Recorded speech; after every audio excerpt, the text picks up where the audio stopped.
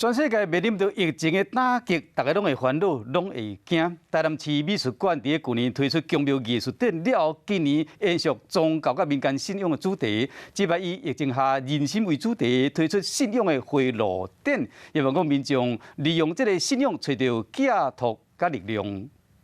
台南府城被称为文化古都，却因为疫情无多看到英国闹热的景象。即摆台南美术馆用宫庙仪式来做基础，发展出用视觉艺术推出信仰回路的展览，来探讨人甲信仰之间的关系。人面对生死恐惧的问题，那我们选的作品比较会是十殿图，就是我们熟知的地狱的第一殿的秦广王，然后或者是说